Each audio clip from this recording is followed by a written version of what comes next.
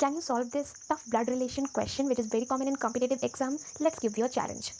Question 1. There are 8 members A, B, C, D, E, F, G, and H in the family of 3 generations. C is the grandmother of F, who is married to D. H has 2 brothers. B is the father of G and E. F has no siblings. C is married to B. E has a daughter. H is the paternal aunt of F. A is the sister of C. How is D related to E?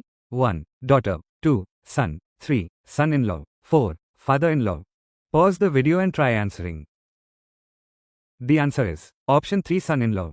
Let's see how to solve this. First, let's know the symbol. The below table represents symbols used to draw a family tree. It's help in reducing confusion and is quite effective in such type of blood related questions. तो यहाँ पर 8 family member से 3 generation से आ रहे हैं, grandfather के generation से, second generation and third generation में। तो यहाँ पर हम जितना भी हम, क्योंकि यहाँ पर बहुत सारे कैरेक्टर्स है, 8 मेंबर से, इसीलिए अगर आपने जब when you are reading the question अगर आप उसको डायग्राम में नहीं बनाते हो तो बाद में आपको बहुत कन्फ्यूजन होगा। पहले साइड बाय साइड कैरेक्टर का एक रफ डायग्राम बनाओ कि सी जो है वो कहाँ होगा, उसके बाद एक मेन डायग्राम बना कर सबका पोजिशन अच्छे से रखो। ठीक है, तो यहाँ पर सी जो है वो ग्रैंड मदर है एफ की, तो सी यहाँ पर फर्स्ट जनरेशन में हुई, तो सबसे पहले हम सी को फर्स्ट जनरेशन में रख देंगे।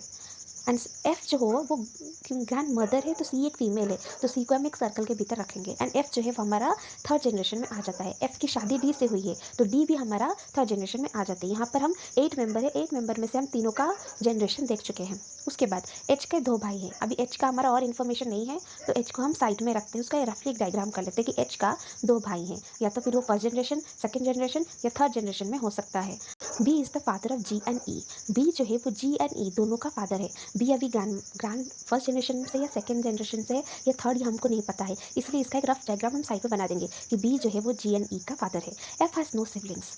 यहाँ पर आ जाता है एक मेन पॉइंट, एफ का कोई भाई बहन नहीं है, यानी कि एफ जो है हमारा वो थर्ड जनरेशन से आता है। थर्ड जनरेशन में एफ और उसका पार्टनर के अलावा और कोई है ही नहीं, यानी कि एफ और डी ही हैं थर्ड जनरेशन में, और बाकी जो आ रहे हैं वो हमारे सेकेंड एंड फर्स्ट जनरेशन से आ रहे हैं। सेकेंड एंड फर्स्ट जनरेशन जैसे कि हमारा B is the father of G and E, यहाँ पर बी फादर है जी एंड ई का, तो B will be first generation grandfather वाले जनरेशन से आ रहा है, और जी एंड ई हमारा सेकेंड जनरेशन से आ रहा है। यहाँ पर हमने और एक भी कहा था कि एच के 2 भाई हैं, तो यहाँ पर ये हो सकता है कि जी ई एच तीनों ही सेकंड जनरेशन से है।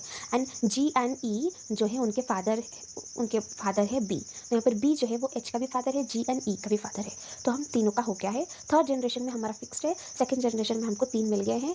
सी जो है हमारा पहले से वो फर्स्ट जनरेशन में है। H is the paternal aunt of F. Okay, जैसा कि मैंने गेस किया था, एच जो है वो पैटर्नल आंट है, यानी कि एच यहाँ पर फीमेल है।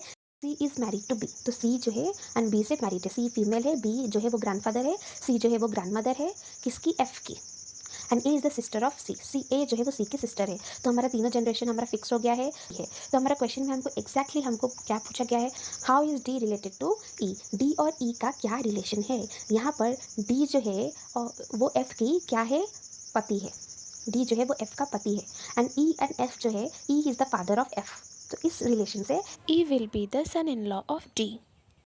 ऐसे मोर शॉर्ट्स देखने के लिए प्लीज़ लाइक एंड सब्सक्राइब।